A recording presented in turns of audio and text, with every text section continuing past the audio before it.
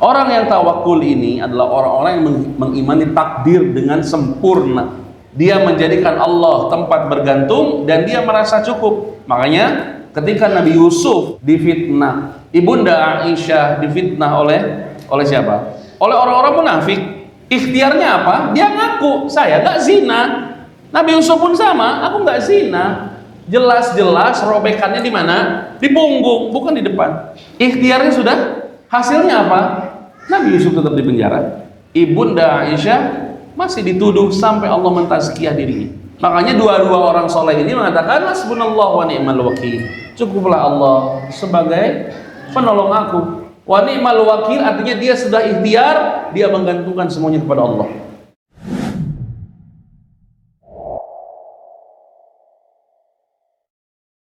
Assalamualaikum warahmatullahi wabarakatuh. Innal hamdalillah nahmaduhu ta'ala wa nasta'inuhu wa nastaghfiruh wa na'udzu billahi min shururi anfusina wa min sayyiati a'malina may yahdihillahu fala mudilla lahu wa may yudlilhu fala hadiya lahu asyhadu an la ilaha illallah wahdahu la syarika lahu wa asyhadu anna muhammadan abduhu wa rasuluhu alladzi la nabiyya ba'dahu. Allahumma shalli wa sallim wazid wa barik wa an'im ala nabiyyina wa rasulina wa maulana Muhammad sallallahu alaihi wasallam wa ala alihi wa sahbihi wa man tabi'ahum bi ihsan ila yaumiddin. Qala Allah ta'ala fi kitabihil karim, a'udzu billahi minasy syaithanir rajim, ya ayyuhalladzina amanu taqullaha haqqa tuqatih wa la tamutunna illa wa antum muslimun. وقال سبحانه وتعالى يا أيها الناس اتقوا ربكم الذي خلقكم من نفس واحدة وخلق منها زوجها وبث منهما رجالا كثيرا ونساء واتقوا الله الذي تساءلون به والأرحام إن الله كان عليكم رقيبا. وقال سبحانه يا أيها الذين آمنوا اتقوا الله وَلْتَنْظُرْ نَفْسٌ مَا قَدَّمَتْ لِغَدٍ وَاتَّقُوا اللَّهَ إِنَّ اللَّهَ خَبِيرٌ بِمَا تَعْمَلُونَ. Amma ba'du, jamaah rahimani wa rahimakumullah. Alhamdulillah, segala puji bagi Allah tabaraka wa ta'ala. Di pagi hari ini alhamdulillah kita dipertemukan oleh Allah subhanahu wa ta'ala dalam rangka untuk terus memperbaiki diri, dalam rangka untuk terus menjadi seseorang yang baru, menjadi seseorang yang belajar. Karena jamaah rahimakumullah, kalaulah satu alasan saja, kata Syekhul Islam rahimahullah ta'ala, tatkala Nabi mengatakan sallallahu alaihi wasallam, tidaklah seorang Nabi itu mewariskan dinar dan dirham. Tidak ada Nabi yang mewariskan dinar dan dirham. Yang diwariskan oleh Nabi, yang diwariskan oleh para Rasul adalah ilmu. Kata Syekhul Islam, kalaulah hadis itu cuma satu, keutamaan menuntut ilmu itu cuma satu itu aja, maka itu alasan yang sangat cukup. Nah, kadang Abu Hurairah radhiyallahu anhu mempermisalkan ini dengan satu candaan. Ketika Abu Hurairah melewati sebuah pasar, kemudian Abu Hurairah teriak sama orang pasar, wahai orang-orang beriman, dia mengatakan gitu, di masjid sana sedang ada bagi-bagi warisan. Kalau jamaah lagi di pasar Parakan Muncang, terus kita teriak, ini di masjid ini, di Nurul Amanah ini ada bagi-bagi warisan. Kira-kira pasar ramai apa sepi? Pindah semua ke sini. Semua orang boleh ambil warisan tersebut. Pasar Parakan Muncang sepi, pindah ke sini semua. Ke Nurul Amanah semuanya. Itu yang dilakukan oleh Abu Hurairah. Ketika Abu Hurairah sampai di masjid, kemudian orang-orang nanya, mana katanya bagi-bagi warisan? Kata Abu Hurairah, bukankah di dalam ada bacaan Al-Quran? Bukankah di dalam ada pembahasan-pembahasan tentang sunnah-sunnah Nabi? Itulah warisan, dan itu lebih baik bagi kalian. Cuman ketika warisannya tidak berbentuk duit, orang nggak mau, males. Kalau ngaji masih di YouTube juga bisa, Ustaz. Nah gitu. Padahal ngaji di YouTube beda dengan ngaji di masjid. Kajian di Zoom beda dengan kajian di masjid. Keutamaan menuntut ilmunya tidak sama, walaupun effortnya menuntut ilmu. Tetapi duduk di majelis ini memiliki banyak keutamaan. Ya. Kalau online, bagaimana malaikat turun menurunkan sayapnya kepada para thalabul ilm? Gak bisa. Gak ada sayap online, gak ada. Ya. Sehingga tetap menuntut ilmu ini fardhatun, wajib ala kulli muslimin wal muslimah, untuk setiap muslim dan muslimah. Tidak ada kata malas. Hatta walaupun kita statusnya adalah syekh, statusnya kita guru besar. Kalau saya lagi nongkrong di Madinah, kalau kita lagi duduk-duduk, kemudian waktu subuh, waktu maghrib itu, kalau majelis ilmu itu yang duduknya syekh juga, yang ngajarnya syekh, yang duduknya syekh. Gak malu mereka. Kalau di kita seakan-akan ya kalau udah senior nggak perlu ngaji lagi, tinggal ngajar aja. Padahal belajar ini wajib kita mengambil ilmu dari seseorang ini, apalagi seseorang ini mumpuni dalam ilmunya, maka usahakan untuk kita duduk bermajelis, ya, duduk untuk mengambil ilmu dari beliau, ya, guru-guru kita, hafidhahumullah ta'ala. Jamaah, hari kita ini ngebahas apa? Hari ini kita membahas cinta, ya? Tapi bahasannya cinta yang tak pernah mengecewakan. Yang bikin flyer biasanya Gen Z kalau judulnya begini. Kalau bapak-bapak yang bikin flyer panjang, hakikat cinta kepada Allah dan Rasulnya di bulan menjelang Ramadan, panjang kalau bapak-bapak gitu. Kayak mau rapat. Nah, jamaah rahimakumullah, cinta ini merupakan dasar seorang hamba ketika beribadah kepada Allah Subhanahu wa ta'ala. Bahkan termasuk rukun ibadah. Salah satu rukun ibadah adalah mahabbah, cinta. Kalau seseorang tanpa cinta dalam beribadah kepada Allah Subhanahu wa ta'ala, maka tidak akan menjadi apa-apa. Akan penuh dengan paksaan, tidak akan ada kerelaan, keridhaan dalam beribadah. Seseorang ketika dia dengan willingly, dengan keinginan sendiri, bangun tidur sepertiga malam, sholat tahajud, ya, atau ada orang yang mengeluarkan hartanya sampai puluhan juta untuk berangkat umroh dan haji. Kalau bukan karena cinta, ada dasar cinta, mereka akan mengatakan, aduh, sia-sia waktu saya, aduh, sia-sia uang saya. Tetapi karena mereka memiliki rasa cinta, mereka, kalau bahasa Sunda bilang mau lebar, tidak akan sayang kepada effort yang telah dia kerjakan. Kenapa? Karena cinta. Dan itu yang seharusnya dilakukan oleh seorang hamba tatkala dia beribadah kepada Allah Subhanahu wa ta'ala.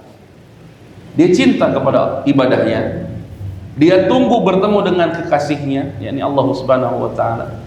Dia tunggu kapan dia berdoa kepada Allah Subhanahu wa ta'ala. Ini cinta, dan ini penting. Dan Allah Subhanahu wa ta'ala membalas cinta seorang hamba, dan ini merupakan cinta yang tidak akan mengecewakan. Tetapi sebelum kita sampai ke situ, kita bahas dulu bahwa cinta dalam Islam ini ada cinta tertingginya, yakni cinta kepada Allah dan Rasul. Ini merupakan cinta tertinggi, jamaah. Tidak boleh seseorang ya, menempatkan cinta yang lain di atas cinta kepada Allah dan Rasulnya. Seperti yang Allah firmankan dalam surat At-Taubah ayat 24. Qul in kana aba'ukum wa abna'ukum ahabba ilaikum minallahi wa rasuli fatarabbasu, kata Allah Subhanahu wa taala. Katakanlah jika bapak-bapak kalian, anak-anak kalian, diselanjutkan dalam ayat tersebut, harta kalian, tempat tinggal kalian lebih kamu cintai dibandingkan Allah dan Rasulnya, fatarabbasu, maka tunggulah keputusan Allah. Artinya Allah tidak suka cintanya dibagi-bagi, dibanding-bandingkan, ya. Bahkan ada orang-orang yang kata Allah Subhanahu wa taala mencintai kesyirikan, mencintai togut-togut seperti halnya orang beriman mencintai Allah. Ada orang-orang yang mencintai sesembahan selain Allah sama cintanya seperti orang beriman mencintai Allah Subhanahu wa taala. Ya. Walladzina amanu asyaddu hubban lillah. Sedangkan orang-orang beriman itu mereka sangat cinta kepada Allah Subhanahu wa taala. Umar bin Khattab pernah berjalan bersama Rasul sallallahu alaihi wasallam.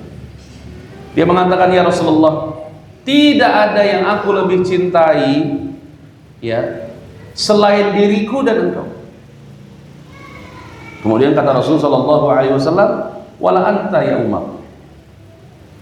Aku tuh nggak bisa dibandingin sama cinta kepada dirimu sendiri, wahai Umar. Kemudian Umar bin Khattab merevisi kalimatnya, "Ya Rasulullah, aku mencintaimu melebihi dari mencintai diriku sendiri." Kata Rasulullah, itulah yang benar. Dan cinta ini cinta tertinggi. Berarti Ustaz, melebihi cinta kita kepada ibu kita? Iya. Berarti melebihi cinta kepada ayah kita, anak kita, pasangan kita? Iya. Sampai Nabi mengatakan wan nasi ajma'in, seluruh manusia. Penempatan cinta tertinggi kepada Allah dan Rasul. Sehingga tatkala ada qala Allah wa qala Rasul, kemudian ada qala yang lain, maka itu ditinggalkan. Kenapa? Karena kecintaan kita kepada Allah dan Rasul. Minimal kita mengingkari yang lain tersebut, di mana keadaannya terkadang tidak sesuai dengan harapan. Minimal ada inkarul munkar dalam hati kita. Maka tingkatan cinta tertinggi adalah cinta kepada Allah Subhanahu wa ta'ala dan Rasulnya alaihi salatu wassalam. Bagaimana pembuktiannya? Kita sudah cinta tertingginya kepada Allah, kepada Rasul. Bagaimana membuktikannya? Apa pembuktian cinta kita? Atau cuma di mulut saja? Ya, ibu dulu ketika suami melamar, "Aku cinta kamu," tos dirinya humpul. Terus apa pembuktiannya? Dilamar, nikah, kan gitu ya. Bapak pun sama, effort, beli emas, beli seserahan, ya, ayo seserahan nanti jeung risbang-risbangna orang dia. Tadi itu tuh kaluhur tuh tadi tuh. Ka warung kawat, seserahan nanti jeung sapi, jeung embe. Bukti cinta bahwa dia betul-betul tulus mencintai seorang wanita. Apa pembuktian cinta kita kepada Allah Subhanahu wa ta'ala? Allah yang bilang, "Qul in kuntum tuhibbunallah fattabi'uni yuhibbukumullah." Surat Ali Imran 31. Katakan wahai Muhammad, jika mereka benar-benar mencintai Allah Subhanahu wa ta'ala, maka ikutilah engkau, ikutilah aku, ikuti Nabi Muhammad sallallahu alaihi wasallam. Ittiba ini adalah bukti cinta tertinggi seorang hamba kepada Allah. Jadi kalau cuman sekedar kaos doang, I love Allah, I love Muhammad, itu mah gombal biasa. Ya, atau bikin majelis pecinta Rasulullah Muhammad sallallahu alaihi wasallam, itu bisa jadi gombal biasa. Tapi cinta hakiki, aplikasi cinta tertinggi seorang hamba kepada Allah adalah mengikuti Rasul sallallahu alaihi wasallam, ittiba'ir Rasul. Ustaz, ittiba'ir Rasul itu dalam hal apa saja? Dalam segala hal. Dalam ibadah yang paling utama, kemudian dalam hal muamalah. Ada hal humannya. Nah gini. Kita bisa bedakan mana ibadah. Ini kadang juga kita kebablasan banget ya. Kadang-kadang. Dalam hal ibadah ini wajib ikut Nabi Muhammad sallallahu alaihi wasallam. Kemudian muamalah yang berkaitan dengan ibadah juga wajib. Ada muamalah yang manusiawi. Contoh, Nabi makannya apa? Gandum, kurma, paha kambing. Apakah termasuk sunnah?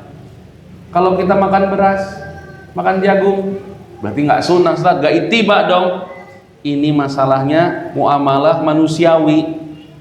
Yang penting dalam muamalah ibadahnya kita mengikuti Nabi. Contoh, makannya mah bebas. Ya, orang parakan muncang, rek sepan tahu, nyarek siomay, silahkan. Tetapi ikut muamalah Rasul apa? Kalau mau makan bismillah. Kalau makan pakai tangan kanan. Gak boleh ngarongkong. Non ngarongkong teh. Oh itu ngambil makanan yang jauh nggak boleh. Adab-adabnya dikerjakan. Makannya mah bebas selama halal bebas. Ini namanya muamalah manusiawi. Ustadz bid'ah berarti lamun pakai mobil. Dan Nabi pakai onta. Ustadz bin Ahtah umroh pakai pesawat. Gitu cenah. Ini muamalah duniawinya, manusiawinya, bebas. Tidak ada kaitan dengan ibadah. Cuman ketika naik kendaraan, baca doa. Allahu Akbar, Allahu Akbar, Allahu Akbar. Subhanalladzi sakhkhara lana hadza wa ma kunna lahu muqrinin wa inna ila rabbina lamunqalibun. Bismillah. Begitu jemaah. Mobil nama bebas, rek Supra, rek Nmax bebas ya. Kadang manusia suka salah, yang masalah begitunya salah ya, suka salah. Jadi ittiba itu yang paling wajib adalah ittiba dalam ibadah ya, ini wajib sekali. Ini bukti cinta tertinggi kita kepada Allah Subhanahu wa taala dengan ittiba'ir Rasul sallallahu alaihi wasallam dalam peribadahan, semua peribadahan. Tidak boleh sama sekali kita mengkhianati cinta kita kepada Allah dengan apa? Dengan membuat syariat baru. Artinya kalau kita membuat syariat baru, itu artinya pengkhianatan kepada cinta kepada Allah Subhanahu wa taala. Ya. Contoh yang lain, pakai udang-udang jika kita pakai sorban, jangan pakai kopiah hideung. Bebas tuh. Bebas. Cuman ayah terakhir ini saya lihat video kudu pakai kopiah beureum bodas. Tong dinaukeun kitu mah capek. Keun we antep. Nya. Keun we antep nu karep itu. Ya. Aya di dia. Kade ya. Ya. Bebas. Pakai belangkon menang ke sholat boleh. Pakai batik sholat menang ke boleh. Kopiah hijau menang ke boleh. Nah kopiah jadi wajibnya gitu. Kita pakai kopiah sholat menang ke sah tidak sah. Pakai celana sah. Pakai sarung sah. Yang jelas auratnya tertutup, tidak isbal, sah ya. Belum kadang-kadang di kita jadi ribet. Nah cina sholat kita pakai gamis, penyesuaian lah. Jadi itu hal-hal yang kita perlu tahu urutannya. Kalau dibahas semuanya panjang insyaallah. Tapi yang jelas dalam hal muamalah ada penyesuaian. Nabi tidak memaksakan kan, harus begitu tidak. Itu urusan dunia kita lebih tahu. Cuman tingkatan cinta itu yang paling hakiki adalah ketika apa? Ketika kita ittiba'i Rasul sallallahu alaihi wasallam. Kemudian cinta ini merupakan ikatan iman kata Nabi sallallahu alaihi wasallam dan bisa mengantarkan ke dalam surganya Allah Subhanahu wa taala. Dan Allah Subhanahu wa taala mengkategorikan orang-orang yang Dia cintai. Ya, Allah mengkategorikan ada orang-orang yang dicintai olehnya. Ana tulis di sini ada 1 2 3 4 5 6 7. Kalau kurang maafin ya. Nanti yang lain mungkin antum bisa tambahkan. Ada 7 orang yang saya tulis di sini, orang-orang yang dicintai oleh Allah Subhanahu wa taala, memiliki ikatan dengan Allah, iman yang berkaitan dengan Allah Subhanahu wa taala dan bisa mengantarkan ke dalam surganya. Yang pertama, orang yang paling dicintai oleh Allah adalah orang yang bertakwa. Inna akramakum indallahi atqakum. Dalilnya surat Al-Hujurat 13. Orang yang paling bertakwa ini adalah tingkatan orang tertinggi. Manusia tertinggi tingkatannya dalam Islam adalah takwa. Dia sudah ada dalam jiwanya Islam, iman, ihsan. Dah dia takwa namanya. Orang yang bertakwa. Dan Allah tidak menerima amalan kecuali dari orang-orang yang bertakwa. Dan takwa ini diraih dengan apa? Dengan ibadah kepada Allah dan baik kepada sesama manusia. Jadi Allah Subhanahu wa taala mengkategorikan orang bertakwa itu ciri-cirinya ibadahnya kepada Allah baik, ibadah kepada sesama manusianya baik. Mungkin nanti di lain waktu kita akan bahas siapa orang bertakwa itu. Karena ini satu pembahasan loh. Tapi yang jelas Allah Subhanahu wa taala mencintai orang bertakwa. Ya. Saya juga ada tulisan materinya, saya spill aja dikit. Takwa. Sebentar. Jalan ketakwaan. Nah. Dalam surat Al-Baqarah ayat 2 sampai 5 Allah menyebutkan ciri-ciri orang beriman yang hubungan dengan Allahnya baik. Ya. Tapi dalam surat yang lain, dalam Ali Imran ayat 133 sampai 136 Allah menyebutkan orang bertakwa itu hubungan dengan manusianya baik. Nanti antum boleh baca sendiri nanti di rumah ya. Al-Baqarah 2 sampai 5 itu hubungannya dengan Allah. Tapi Ali Imran 133 sampai 136 itu ciri-ciri orang bertakwa, dia hubungan dengan manusianya juga baik. Dia. Baik, kita lanjutkan. Sesungguhnya orang-orang yang paling mulia di antara engkau di sisi Allah Subhanahu wa taala adalah orang yang paling bertakwa. Di orang takwa ini adalah orang yang paling dicintai oleh Allah. Kemudian yang kedua, orang-orang yang berbuat amal saleh.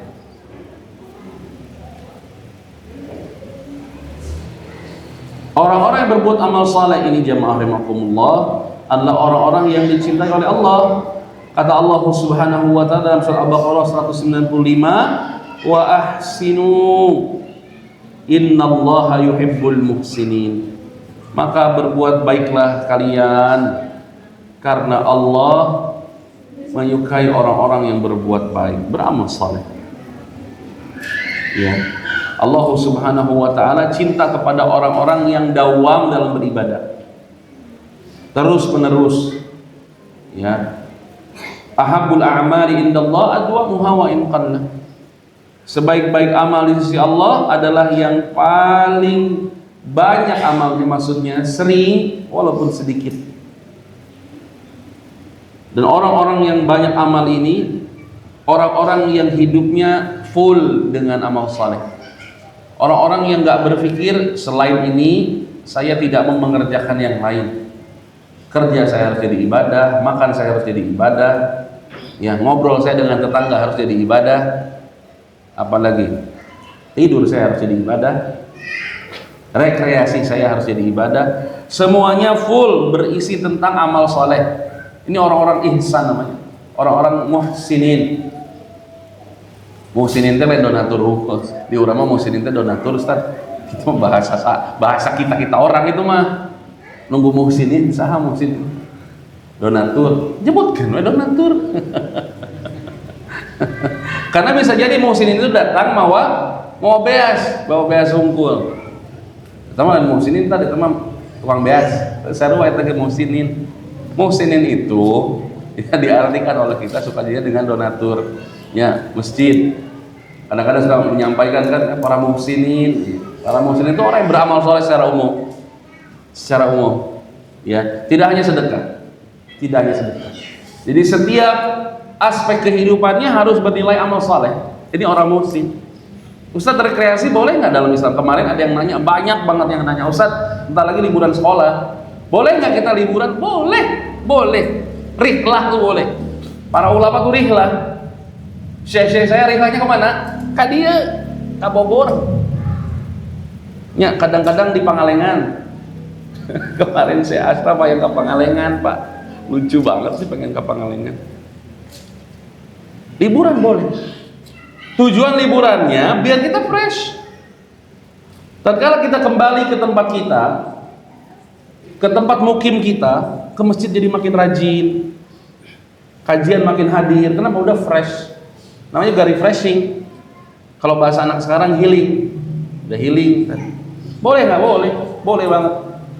Ya, asal tujuannya mengembalikan semangat untuk ibadah. Boleh. Imam Syafi'i mengatakan kalau sumpek, pala sumpek, batin sumpek, rihlah, safar. Ya, apalagi kalau punya uang, safarnya umroh, safar umroh. Ya, masantren di ditu. Lagi umroh itu masantren jemaah.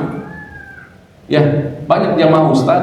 Lu di Indonesia mentara udang tahajud di ditu tahajud, unggal poe. Jam 3 udah keluar hotel ke masjid, Pas di imah matara, masantren ini teh namanya. Sok, rihlah, boleh rihlah. Asal manfaatnya kembali kepada peribadahan.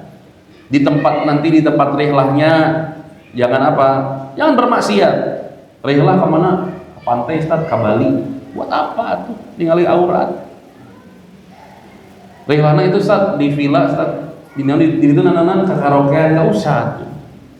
Cari yang bermanfaat. Ya, banyak kegiatan selain karaoke. Saya kadang-kadang suka aneh, keluarga masih kena ke karaokean. Cari manfaat, bikin games.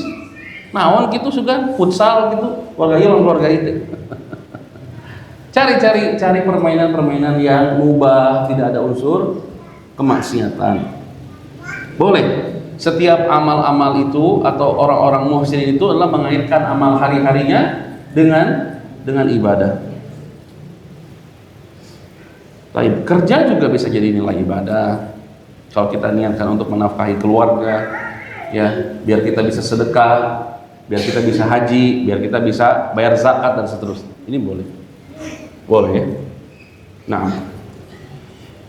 Kemudian yang ketiga, Allah Subhanahu wa taala mencintai orang-orang yang bertaubat.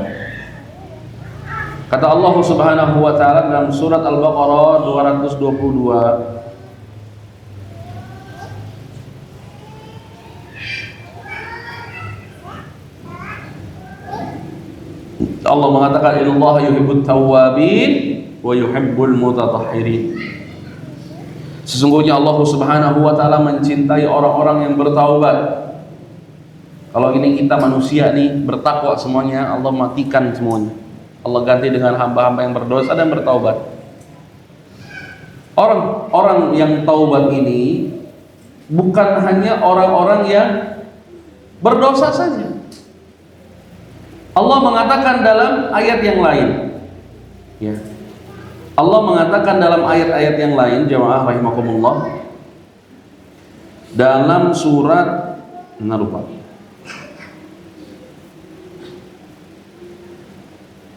dalam surat An-Nur ayat 31. Allah mengatakan azza wa jalla, wa tubu ilallahi jami'an ayyuhal mu'minun. Allah mengatakan bertobatlah kalian semuanya kepada Allah, wahai orang-orang yang beriman. Allah tidak mengatakan ayyuhal mujrimun, enggak. Ya. Allah tidak mengatakan ayyuhal fasiqun, tidak. Bertobatlah kepada Allah kalian semuanya, wahai orang-orang yang beriman. Artinya orang beriman bisa jadi terjerumus kepada kesalahan-kesalahan. Orang beriman bisa jadi bersalah karena kita tidak maksum, karena kita pasti melakukan kesalahan. Itu kan garansi dari Nabi SAW. Kullu bani Adam khata' wa khairul khata'at tawwab. Sebaik-baik orang yang berdosa adalah bertobat kepada Allah. Pasti kita berdosa.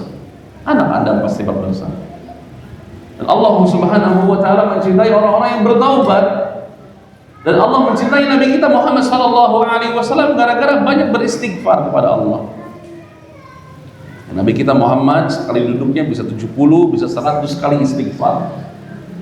Kalau kita sekali duduk 3 kali malah astagfirullah, astagfirullah, astagfirullah, Allahumma antas salam. Lagi beres salat. Kali 5, 15 berarti. Sehari 15 cukup? Tidak cukup. Ya banyak beristighfar. Mun ibu-ibu sering istighfar. Kahiji lamun budak bangor, kadua mun salaki kadeuleuh istighfar. Baik. Orang yang bertobat, orang yang dicintai oleh Allah Subhanahu wa taala, dan kita jangan gengsi buat bertobat kepada Allah.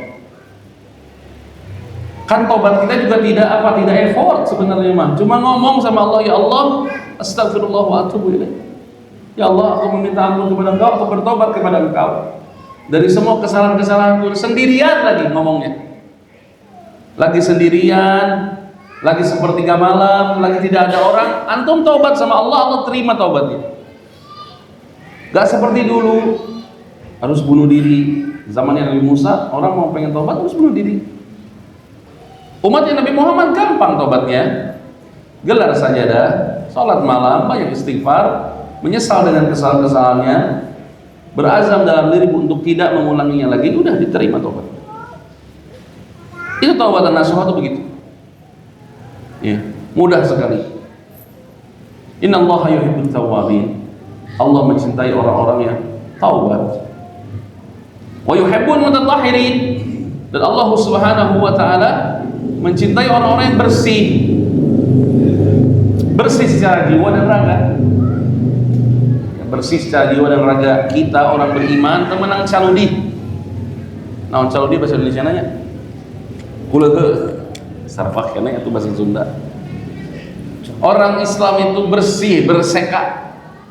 Nabi kita Muhammad sallallahu alaihi wasallam itu orang paling dicintai oleh Allah, dan Rasulullah teh gaya sengit bersih. Sampai Rasulullah pernah dikerjain sama istri-istrinya. Tiap kali Rasulullah ketemu dengan istrinya, dia bilang, "Ya Rasulullah, ini bau apa ya Rasulullah?" Pindah ke istri yang lain karena salah satunya cemburu dengan istri yang lain. Jadi tiap kalau Rasulullah pulang dari istri yang ini, istri-istri yang lain bikin makar. Ya Rasulullah, bau mulutnya. Rasulullah, makan apa ya Rasulullah? Rasulullah minder. Karena Rasulullah itu orang yang wangi, bersih. Pakaiannya punya pakaian bagus untuk bertemu dengan tamu itu. Rasulullah punya pakaian bagus. Bahkan parfumnya Rasulullah itu ke jenggot, ke rambutnya. Saking beliau sallallahu alaihi wasallam cinta kepada kebersihan, wangi, ya. Lihat Rasul sallallahu alaihi wasallam cuci tangan, bersiwak, ya. Itu merupakan tanda bahwa Rasulullah mencintai kebersihan, dan Allah Subhanahu wa taala pun mencintai hamba-hamba yang bersih secara jasad dan secara hati. Bersihnya hati dengan taubat, dengan istighfar, ya. Bersihnya jasad kita dengan apa? Dengan memantaskan diri kita, ya. Dalam surat Al-Mudaththir, ya, wa thiyabaka fatahhir, menunjukkan bahwa Rasul sallallahu alaihi wasallam dipersiapkan untuk apa? Untuk membersihkan dirinya sebagai bagian dari apa? bagian dari rangkaian dakwah. Makanya antum ustad, ustazah, pengajar ma'had ya di Sabaku ulah cara ludi ngajar ka santri hoream lagi atuh harus gaya. Imam Ahmad pernah ditegur sama orang Yahudi, ya Ahmad, ahad dunya sijnu lil mu'minin kalanta. Ya Ahmad, bukankah penjara ini, dunia ini penjara buat engkau? Kata Imam Ahmad ya. Apa kata orang Yahudi? Kenapa ente gaya dong? Di penjara kok gaya? Kata Imam Ahmad, Allah mencintai bekas bersyukur hambanya, dan aku seperti ini sebagai menunjukkan rasa syukurku kepada Allah Subhanahu wa taala. Punya atuh gamis andalan keur ngajar. Nya kopea ulah nyingsol. Ke parfum kalau mau ngajar. Ini salah satu sunnah guru teh kudu sareungit. Ya. Bahkan persiapan ya, mandi, bersiwak dan seterusnya. Ini sebagai bagian dari kita ingin dicintai oleh Allah Subhanahu wa taala, adalah orang-orang yang mutatahhirin, orang-orang yang mensucikan diri. Yang selanjutnya, Allah Subhanahu wa taala mencintai orang-orang yang bertawakal. Ini yang sekarang jarang kita temui, orang-orang yang bertawakal kepada Allah Subhanahu wa taala. Padahal orang-orang bertawakal ini dicintai oleh Allah. Allah berfirman dalam surah Ali Imran 159, "Innallaha yuhibbul mutawakkilin." Sesungguhnya Allah Subhanahu wa taala mencintai orang-orang yang bertawakal. Orang yang bertawakal, apa itu tawakul? Tawakul itu menyerahkan semua hasil ikhtiar kepada Allah. Menyerahkan semua hasil ikhtiar diri kepada Allah Subhanahu wa taala, baik hasilnya itu menurut kita baik atau hasilnya menurut kita buruk. Ini tawakal. Jadi garansi orang bertawakal itu tidak selamanya sesuai dengan harapan. Makanya ada istilah usaha tidak akan mengkhianati hasil, bohong ya tadi. Gak boleh kita menjadikan ikhtiar sebagai Tuhan. Dia mengatakan usaha tidak akan mengkhianati hasil, eta teh bohong. Lamun usaha tidak mengkhianati hasil, tukang beca di pasar Parakan Muncang bareunghar nah. Pang usaha-usaha jelema. Ngagoes tina tanjakan kapudunan. Tukang angkut beas di pasar panggedena gaji kuduna atuh. Nah, pan usaha tidak mengkhianati hasil. Gedean mana juragan beasna, tukang panggulna. Juragan beas tinggal nitah unggul, sok eta pangkadieun, sok bayar ka dieu. Enggak effort. Tapi hasilnya gede. Tugas kita tawakal, ikhtiar jalan, tetapi serahkan hasilnya kepada Allah. Mau hasil itu baik, mau hasil itu buruk, itulah tawakal. Allah pengennya begitu. Kalau buruk, sabar. Kalau baik, bersyukur. Itu endingnya. Hasilnya mah terserah. Tapi kita dinilai pahalanya karena kita tawakal. Dan tawakal ini termaksa. Ongkoh tawakal, tapi maksa. Contoh tawakal maksa teh kieu. Ikhtiar mah abdi teh meuli sering Ustaz. Sering abdi ikhtiar teh. Siang, wengi, ya abdi ikhtiar, tapi nu datangan sakieu-kieuna teh ongkoh tawakal tapi maksa. Artinya dia ingin diganjar lebih. Loh, orang tawakal itu mau siang, mau pagi, mau effort, mau enggak, datangnya segitu ya segitu udah, alhamdulillah. Ini tawakal namanya.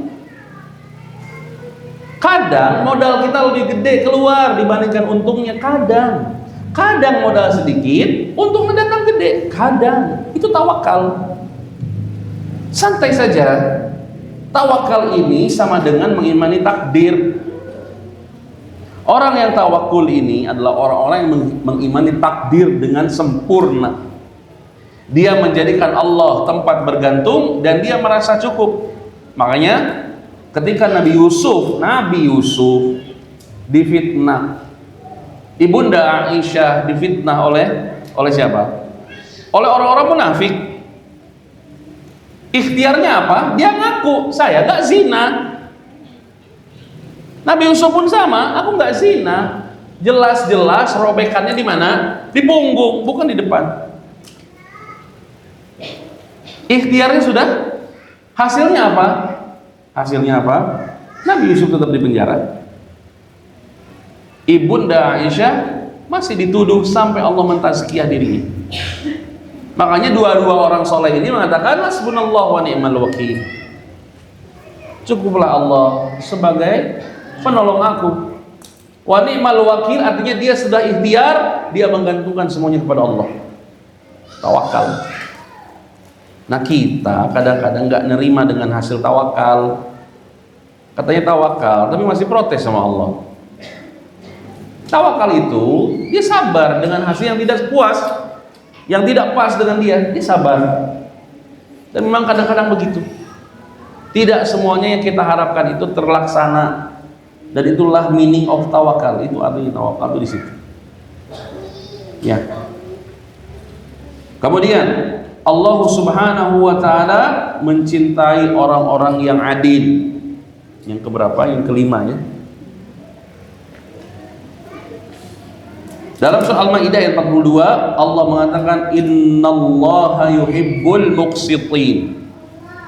Sesungguhnya Allah Subhanahu wa taala mencintai orang-orang yang berlaku adil. Adil itu bukan membagi sama rata. Jadi kalau Bapak punya istri berapa? Istri 4, tidak seharusnya 4-4-an diberi apansa ente. Kalau istri pertama anaknya 6, kasihlah 4. Kalau istri kedua anaknya 2, beliau cukup. Istri ketiga teboga anak, pakai mobil kecil cukup, Ayla cukup. Yang terakhir keur memejehna. Adil itu tidak harus sama rata. Bapak punya anak, yang satu kuliah, Pak, tong istri kenapa? Pak, ibu-ibu, tong istri contohnya Ustadz, anak-anak aja, oke, anak-anak. Kita punya anak 4, yang satu kuliah, yang satu SMA, yang satu SMP, yang satu SD. Jajannya sami teh? Itu adil namanya. Kalau ada anak yang bilang, wah, itu adil bapak mah, maknya si kakak 100.000, aku 20.000. Ini ada si kakak mah kuliah, kamu mah SMP. Itu adil namanya. Nah kita kadang-kadang pun sama, kita teh kadang-kadang aya protesna ke Allah. Jujur we lah. Ya Allah meni si eta mah meni. Nah, ai abi. Nah, dia seakan-akan mengatakan Allah teh adil. Apakah selamanya orang kaya ini senang? Tidak, jawabannya. Jelema beunghar teh lieur. Sok tanya ka jelema beunghar lieur teh. Iya. Saya punya teman jemaah, bos, punya pegawai, sekali ngegaji 600 juta. Coba sekarang posisinya di jamaah 600 juta, kita kabayang Ustaz duitnya di mana? Artinya setiap bulan dia harus ada duit 600 juta. Dengan keadaan ekonomi kayak gini, pusing tuh, pusing jemaah. Dia pikir jadi jelema beunghar teh pusing. Dia bisa beli A, bisa beli mobil mewah, bisa beli motor mewah, teka pakai jamaah. Nah, mikiran pegawai ya. Makanya banyak orang kaya yang hartanya itu juga nanti loba, numpuk padahal teka pakai. Mending orang motor hiji, mobil hiji, kapake tuluy. Nikmat itu nikmat. Kadang-kadang sampai dia ngomong, "Ustaz, mun bisa mah saya jadikan marbot lah di mana we?" Cenah kitu. Capek dengan dunia itu. Karena kita belum pernah punya, jadi penasaran. Orang mah jelema eueuh, penasaran. Karena kan pernah nyobaan beunghar. Cek jelema beunghar mah capek beunghar teh. Kan punya orang teman orang kaya tanya, nikmat tuh? Lieur. Mending jadi ente, cenah gitu. Ibadah ke masjid lancar. Allahu Akbar, bisa ke masjid. Kadang mereka nggak bisa, kadang dia lagi di pesawat, kadang dia lagi di jalan, kadang lagi meeting, kadang lagi dan seterusnya. Intinya Allah itu adil, dan Allah mengharamkan kezaliman atas dirinya. Ini Allah yang mengatakan dalam hadis qudsi, kan gitu ya. Allah mengharamkan kezaliman atas dirinya. Allah nggak mungkin tidak berbuat adil. Allah pasti adil. Nah, Allah mencintai kita orang-orang yang melakukan keadilan.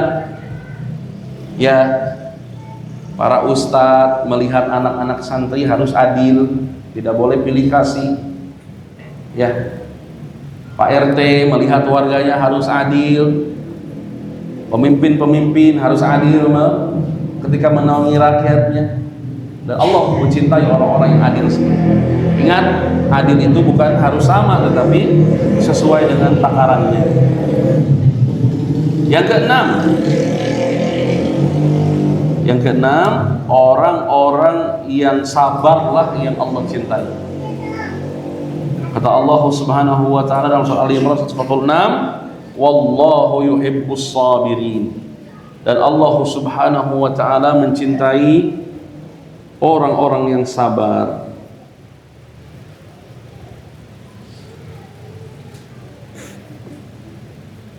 Sabar ini dalam 3 hal.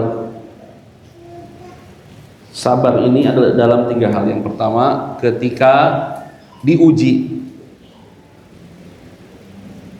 Dan ujian ini macam-macam, banyak.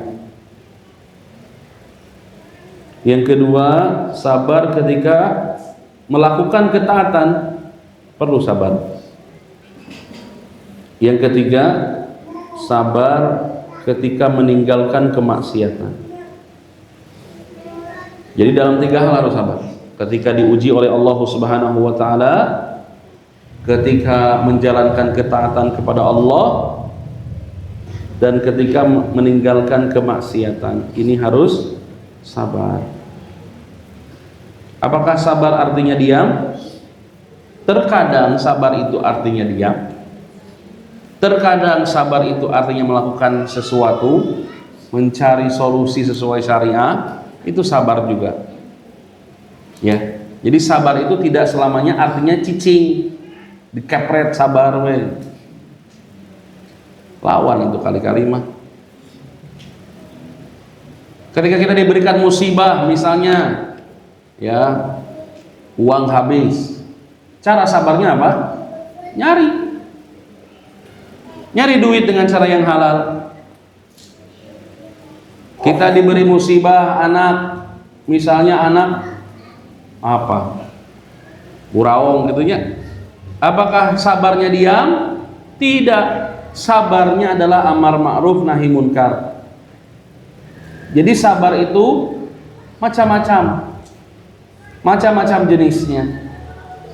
Ada yang kita harus diam. Kapan Pak ketika sabar kita diam? Mun pamajikan keur kieu tah, cicing. Mun pamajikan keur kieu, sabar diam aja. Lamun ditembal, gandeng. Menjadi-jadi engke manjang sampai ka subuh. Udah diam aja, dengerin aja dulu. Mun geus beres atau capek, baik ngopi di mana? Ayo, berikan solusi. Ada kalanya sabar itu diam, ada kalanya sabar kita harus beramal, harus keluar, berpikir situasi apa nih yang perlu kita kerjakan. Berpikir itu sabar. Karena orang yang tidak sabar, dia mencari solusi yang salah. Pemajikan keur gitu, kitanya ikut apa? Ikut marah. Itu nggak sabar artinya. Ketika anak diuji, kita diuji oleh anak kita nih, anak kita nakal misalnya, kemudian kita diam, itu bukan sabar artinya. Kita tahu, kita pasti merasakan sakit. Aduh, budak teh nah jadi bangor kieu nya, nyeri nah hade teh. Kemudian kita mencari solusi. Itu tuh sabar nah. Makanya kadang ada sabar, ada pasrah, itu mah beda. Lamun cicing mah pasrah berarti ya, pasrah ya. Itu mah pasrah. Tapi kalau sabar itu berpikir. Ya. Ketika Nabi Musa alaihissalam diuji oleh Fir'aun, dia bersabar, tapi sabarnya dengan cara amar ma'ruf nahi munkar. Ketika Nabi Ibrahim diuji oleh ayahnya, sabar nggak dia? Sabar. Dengan apa? Dengan dakwah. Didakwahi ayahnya. Tahu nggak umat Nabi Ibrahim ada berapa? Jemaah, umatnya Nabi Ibrahim ada berapa? 1 Sarah, 2 Hajar, 3 Lut, 4 Ismail, 5 Ishak. Kan 5 umat. Itu juga keluarganya. Yang lainnya apa? Tidak beriman. Sabar ke? Sabar. Mereka diduruk, sabar. Dibakar. Dia sabar. Kenapa? Dia tahu Allah pasti tolong. Ninggalkan istrinya di Mekah, perlu kesabaran? Perlu kesabaran. Ibunda Hajar ditinggalkan begitu saja oleh Nabi Ibrahim. Makanan habis. Arek sabar we cicing. Gitu. Tidak, jemaah. Dia berpikir, dia sabar, dia tahu diuji. Dia berpikir, kalau saya diam, anak saya mati kelaparan. Saya juga pun lama-lama mati kelaparan. Hanya dia lari ke Marwah, balik lagi ke sofa, balik lagi ke Marwah, balik lagi ke sofa. Sampai akhirnya Allah tolong dia. Muncullah solusi-solusi yang datang dari Allah. Fa inna ma'al usri yusran, inna ma'al usri yusra. Jadi ketika kita diuji, solusi mau sudah pasti ada. Cuman Allah pengen kita sabar, sok teangan heula, kayak pasti ku kami dibere. Cuman jangan mengambil jalan-jalan yang tidak dibenarkan. Keur teu boga duit, contoh ya, jajan tidak dibenarkan. Keur teu boga duit teh lainna mikir gawe kumaha atau ngajual naon we anu halal, ieu mah kadon pinjol. Ieu mah kadon bang emok, tak itu salah, itu mah teu sabar berarti. Gitu. Ya. Jadi Allah Subhanahu wa taala mencintai orang-orang yang sabar, tapi sabar tidak selamanya diam. Terakhir, ini terkumpul dalam sebuah hadis. Allah mencintai amalan-amalan berikut ini.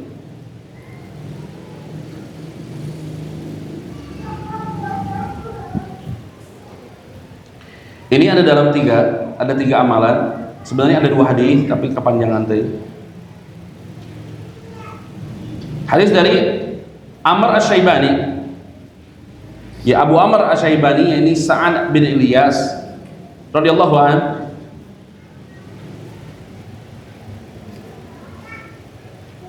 Hadatsana sahibi hadad dar. Kata Sa'ad bin Iyas, pemilik rumah ini, maksudnya Abdullah bin Mas'ud radhiyallahu anhu, berkata, Sa'atu Rasulullah sallallahu alaihi wasallam, aku bertanya kepada Nabi Muhammad sallallahu alaihi wasallam, ayu amali ahabbu ilallah, amal apa yang dicintai oleh Allah Subhanahu wa taala? Qala, kemudian Rasulullah menjawab, as-salatu 'alal waqtiha, salat di awal waktu. Bu, salat di awal waktu, Bu. Ibu manaon atuh? Di bumi nya tugasna ngejemput budak, masak, nyalse. Sok atuh bisa salat di awal waktu. Tong diengke-engke ulah wae sok live YouTube, TikTok, Shopee atuh engke heula. Salat apa kok? Ya, kalau bapak-bapak emang kadang-kadang sebagian bapak-bapak sulit. Ada yang istirahat kantornya jam 12, sedangkan azannya setengah 12. Ada yang harus nunggu yang di pasar keluar dulu nih pelanggannya sampai bersih, kemudian dia bisa nutup ruko untuk sholat. Kalau antum punya waktu luang, sempat, amalan yang paling cintai oleh Allah adalah sholat di awal waktu. Ustadz, bukannya Isya ada dalil buat mengakhirkan? Kalau akhirnya jadi malas, awal waktu aja. Kan ada sebab musababnya. Nabi mengatakan ketika boleh mengakhirkan sholat Isya, kemudian Nabi tidur dulu, kemudian dia bilang inilah waktu sholat Isya. Itu kan Nabi kuat imamna. Ayo orang mah kadang-kadang kasarean udang jam 3 Isya jeung tahajud dihijikeun, bahaya oke. Udah, kalau kita sekiranya nggak bisa ngatur waktu, udah sholat Isya di awal waktu lebih baik. Ya. Kalau bukan kajian di masjid gitu ya, bareng nantinya sholat isyanya berjamaah diakhirkan, nggak ada masalah. Tapi kalau di rumah kasalang Persib, mending sholat lah. Mending sholat lah Pak. Ya, ke kamar eleh itu sholat lah. Amal yang paling dicintai oleh Allah, sholat di awal waktu. Kemudian Ibnu Mas'ud lanjutkan, tsumma ada lagi ya Rasulullah, qala birrul walidain, berbakti sama orang tua. Berbakti sama orang tua ini adalah amalan yang paling dicintai oleh Allah Subhanahu wa taala. Ya, barudak ulah hitungan kakolot. Temenang hitung-hitungan jengkolot. Nabi yang mengatakan alaihi wassalam, anta wa malika li abik. Sesungguhnya dirimu, hartamu milik orang tuamu. Ya, berbakti sama orang tua. Cara berbakti yang paling ringan apa? Cara berbakti yang paling ringan apa jemaah? Tidak mengangkat suara depan orang tua. Rendahkan suara depan orang tua. Paling gampang. Ya, paling gampang itu. Kadang orang sok sentak semua kalau hati-hati. Ya. Kemudian jadilah investasi terbaik mendoakan orang tua. Wa waladun salihun yad'u lah. Dan anak yang soleh yang mendoakan kedua orang tuanya. Sok berbakti sama orang tua dengan cara mendoakan yang sudah mati. Kalau masih ada, berbakti. Siapkan caina, siapkan makanan. Ini terutama laki-laki. Karena perempuan kalau sudah menikah, maka tidak ada kewajiban lagi, dia wajib ngurus suaminya. Tapi kalau anak laki-laki, wajib seumur hidupnya berbakti sama orang tua. Kecuali ada kasus, misalnya anaknya perempuan semua, Ustaz, anak saya perempuan semua, atau saya anak perempuan semuanya nih, saudara-saudara, harus ngurus ayah yang sudah tua atau ngurus ibu yang sudah tua, gimana Ustaz? Izin sama suami. Dan suami yang baik itu pasti mengizinkan. Kemudian Ibnu Mas'ud mengatakan, "Tsumma ayya Rasulullah?" Apalagi ya Rasulullah? Qala al-jihadu fi sabilillah. Kemudian jihad fi sabilillah. Kalau ada lagi, kata Sa'id bin Ilyas, kalau ada lagi pasti aku sebutin. Cuman dengan Rasulullah yang nyebutkan tilu ieu. Jihad fi sabilillah, untuk jihad perangnya ya kita belum bisa jamaah. Tapi ada amalan-amalan yang setara jihad, banyak. Ya. Nanti insyaallah dibahas di pertemuan yang akan datang ya. Hada wallahu alam, mudah-mudahan bermanfaat apa yang Anda sampaikan. Ya, intinya jadilah orang-orang yang mencintai Allah dan dicintai oleh Allah. Jadilah orang-orang yang mencintai Allah dengan ittiba'i Rasul dan dicintai oleh Allah seperti kriteria-kriteria yang barusan Ustaz sebutkan.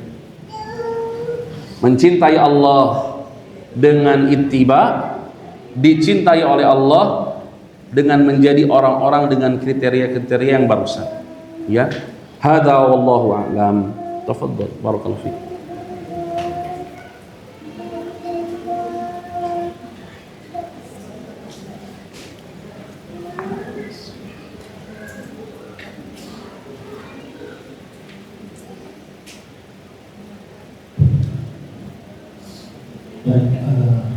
Alhamdulillah, tadi ilmu yang disampaikan oleh Ustaz. Mungkin selanjutnya kita saja ke sesi tanya jawab Ustaz. Boleh. Ini sudah ada satu pertanyaan dari Ibu Ustaz.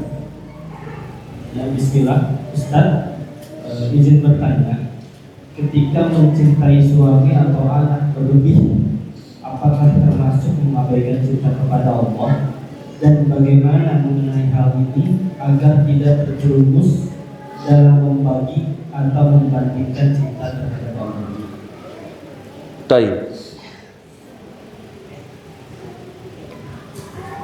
Ya ayyuhalladzina amanu, wahai orang-orang yang beriman, Allah berfirman, kata Allah Subhanahu wa taala, wahai orang-orang beriman, sesungguhnya anakmu, hartamu, ya, pasanganmu, apalagi sekarang handphonemu, Apalagi kesenangan dunia, padel, padel di Park Muncak.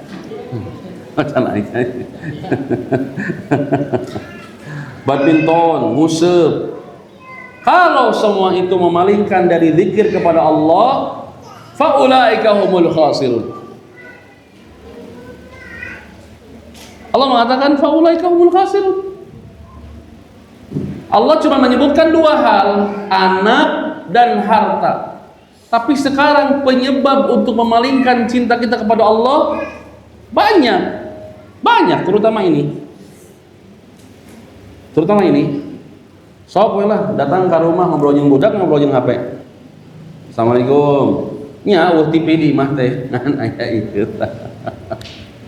Assalamualaikum, duduk. Ngahulang naon deui nya? Oh main HP. Anak masuk. Assalamualaikum, waalaikumsalam. Terus gitu. Enggak pernah tanya kakak ngapain, dari mana? Duduk dulu. Ayah pengen ngobrol. Ibu pengen ngobrol. Banyak hal-hal yang bisa memalingkan kita.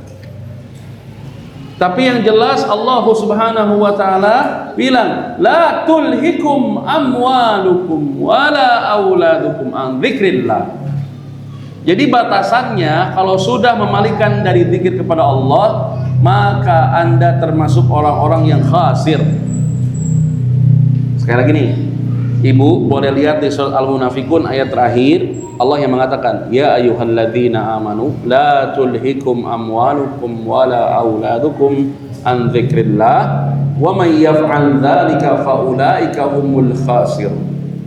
Wahai orang-orang yang beriman, jangan jadikan bahan-bahan untuk memalingkan diri dari Allah itu apa? Harta dan anak, termasuk dunia, termasuk semua kesenangan yang memalingkan kita dari zikir kepada Allah.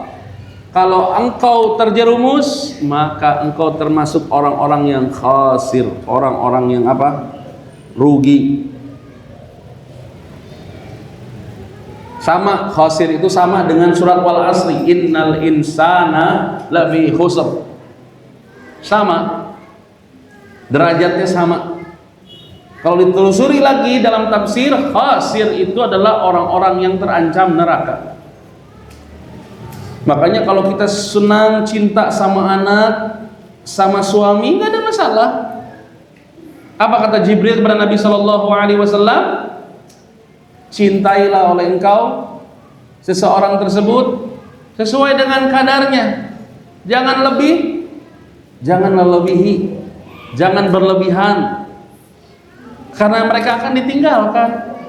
Anak, istri, suami, sanyaah-nyaah nage bu, lamun maut mah da moal ngagarajelang moal. Ibu nyaah ka salaki, maut salaki ngagajelang moal ka anak. Sanggup Ustaz. Moal percaya. Boleh cinta manusiawi, seseorang mencintai pasangannya manusiawi. Zayyana linnas hubbus syahawati minan nisa'i wal banin. Dijadikan kesenangan, dijadikan indah bagi seorang manusia itu mencintai pasangan dan anak. Wajar. Tapi kalau sudah sampai memalingkan dari zikir kepada Allah, lebih condong cinta kita kepada anak dan pasangan kita, maka dipastikan Anda menjadi orang-orang yang khasir. Ya. Kalau seorang ayah mencintai anak perempuannya bilang, ayah aku nggak mau pakai kerudung. Kalau Anda lebih mencintai Allah, paksa. Nah, nutup aurat itu wajib. Ayah lebih cinta kepada Allah dibandingkan kepada engkau. Perintah Allah, kalau perempuan sudah balik, tutup auratnya. Budak lalaki nongkrong mabok. Kita lebih cinta anak kita atau lebih cinta Allah? Lamun kapanggih mabok kumaha diantep sintrek bibirna. Sintrek kitu tah. Ya, Allah nu ngalarang mabok teh lain ayah. Bejakeun kitu. Kalau kelihatan misalnya anak kita mencuri, ya, cepret leungeunna. Allah nu ngalarang mencuri teh, bukan ayah. Sebutin begitu. Sehingga ketika anak kita melakukan kesalahan, kita nggak diam. Banyak orang tua yang diam. Ibu-ibu aduh ya Allah. Ada kapan hari Ustadz lagi di mana ya, lupa lagi. Di Dago apa di mana, di Lembang, hilap deh pokoknya. Jadi ayah budak awewe, anak perempuan bisa nulain orang Sunda. Ustadz sok babelasan namun keur kajian di wilayah Bandung teh sok yang bahasa Sunda ngeunaheun jamaah beneran. Ya, cuman kadang-kadang anu protes, antum teh live YouTube cenah disiarkeun ka mana-mana. Wayahna tuh da orang Sunda kumaha. Kemarin anak sapari dakwah ka Jawa, Magelang, Sleman, Jogja, da kabablasan atuh. Aya we bahasa Sunda nu kaluar mah. Saya Pak, aduh ampun. Jamaah, saya ngelihat dengan mata kepala sendiri. Indungna ditium, anaknya buburahilan, ya salah. Mamahnya dikerudung, pakai jilbab, menutup aurat, anaknya terbuka seterbuka-bukanya. Saya bilang astagfirullah, tepas kieu. Dia lebih cinta kepada anaknya. Karena ada Ustadz, mumpung orang kene ekspresif, biar dia mengekspresikan dirinya, cek saya teh direrap di neraka ada panas. Itu tanda ada orang yang lebih cinta kepada anaknya dibandingkan kepada Allah dan Rasulnya.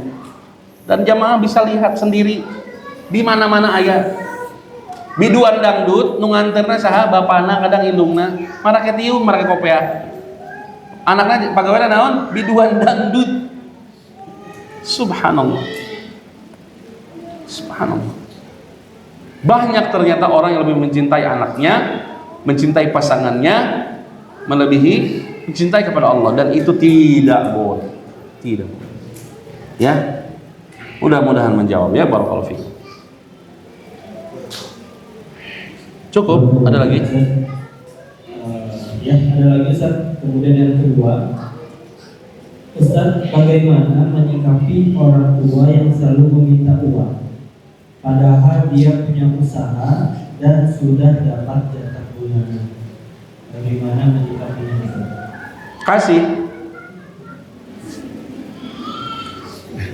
Kasih lah, apa lagi? Orang tua minta sama kita, misal, papa saya punya usaha, alhamdulillah, punya jatah duit dari kakak-kakak yang lain, alhamdulillah. Terus tiba-tiba WA saya minta, papa punya pengen ini, boleh nggak? Kasih aja udah. Semampu kita. Bilang, mah, pak, adanya cuma segini ya. Udah kasih aja. Ada masalah apa? Kalau kita ngasih, kalau kita nggak ngasih, terus dia jadi bendu, ngadoa ke Allah kumaha? Wah, udah silakan. Kasih aja. Semampu kita kasih aja. Ya, apa salahnya? Imam Hasan ini dengerin. Ini dengerin nih buat orang-orang yang mulai bosan diminta sama orang tuanya.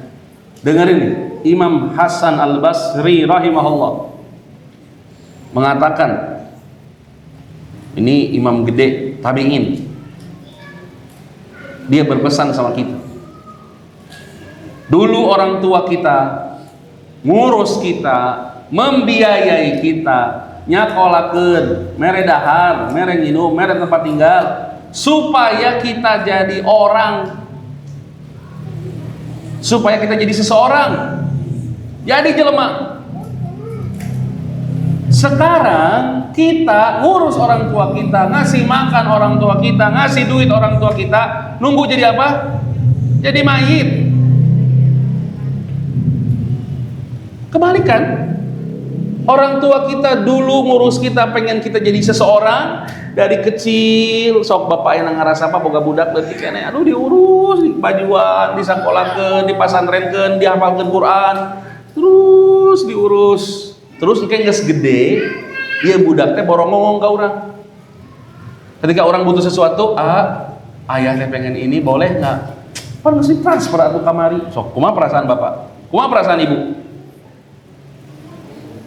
Bagaimana perasaan kita kalau kita digituin sama anak kita yang udah ngurus, yang udah diurus dari kecil, dibiayain, So kajian nganjuk ngahutangan, nganjuk ngahutang, terus naon kajian teuing urang teu dahar, kajian teuing urang teu boga, nu penting keur budak. Terus ketika budak dipenta ku urang, nolak. Pan kamari geus transfer. Pan aya kebenang jatah. Nyari teh. Naon salahna mere ka kolot? Apa salahnya? Sampai dia mati aja udah selesai. Berapa tahun lagi sih? Eno bertahan 300 tahun? Daya. Sabar. Sabar. Ya. Angguran mah umroh ke haji. Temenin ibadah. Ya. Sok manfaatkan waktu. Justru ketika kita diminta sama orang tua kita atoh saya mah. Atoh beneran. Karena satu-satunya amalan yang dicintai oleh Allah yang ada hubungannya dengan manusia adalah berbakti sama orang tua. Teh deui eta hungkul. Makanya jawabannya bagi yang barusan bertanya adalah kasih. Sesuai dengan kemampuan kita. Ya. Sesuai dengan kemampuan kita. Ya, barakallahu fikum.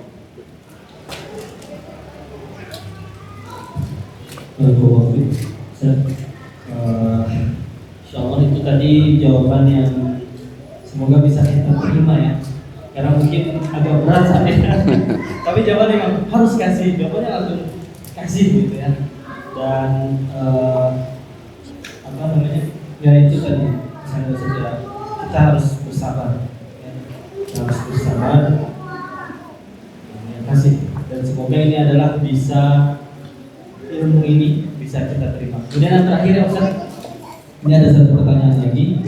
Yes. Yang terakhir, apakah setiap niat dilakukan satu aktivitas atau satu niat sudah cukup untuk semua amalan ibadah karena Allah? Baik. Ya innamal a'malu binniyat. Sesungguhnya setiap amal itu tergantung niat. Ya niat tidak selamanya harus terbersit dalam hati kita. Ya tetapi kita sudah melandasi hati kita dengan mengatakan ini lillahi ta'ala, itu sudah cukup. Ya. Artinya Imam Syafi'i mengatakan kalau seseorang berangkat wudu, dia sudah berniat sholat. Kalau seseorang bangun untuk sahur, dia sudah berniat saum. Ini maksudnya ya harus perbaharuan niat dan seterusnya. Tapi Imam Malik menyebutkan tiap-tiap kali mau ibadah berniat. Tiap-tiap kali mau beribadah berniat. Ya, tapi niat itu dalam hati bukan disebutkan. Ya. Ketika sedekah dalam hati bersihkan dalam hati, ya Allah ini sedekah saya lillahi ta'ala. Niatkan dalam hati. Ya, ini tergantung antum yang merasakan mana yang lebih nyaman, mana yang lebih gampang. Kadang-kadang memang spontan aja, ya. Kadang kalau kita mau berbuat baik itu spontan aja. Sebelumnya nggak ada niat berbuat baik, tiba-tiba ada kesempatan, kemudian kita berbuat baik, maka itu pun dinilai pahala oleh Allah Subhanahu Wa Taala. Ya, intinya perbaharuan niat itu menjauhkan dari riya saja. Jadi termasuk pembaharuan niat itu adalah menjauhkan dari riya. Jadi berniat untuk mendapat penilaian manusia. Adapun yang lainnya, seorang muslim itu pasti dasarnya beramal karena Allah Subhanahu wa taala. Ya kadang-kadang kita lupa niat, kita niat heula, itu sudah diganjar oleh Allah selama terbebas dari yang namanya riya. Gitu. Ya. Kan ada amalan-amalan yang direncanakan. Aya teu banyak. Bapak yang rencana poligami, ya. Men asar deui. Aya teu. Ya itu niat udah simpan diam-diam dalam hati kita, udah diam. Itu planning namanya. Bapak mau ke masjid, mau kajian, niat dari awal, jam 9 mau ada kajian nih, saya udah niat, itu niat namanya.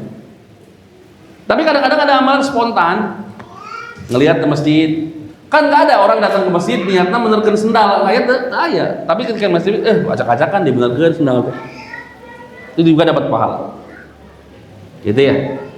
Cuman untuk perbaharuan niat itu adalah untuk meninggalkan seseorang yang namanya riya. Dia Allah.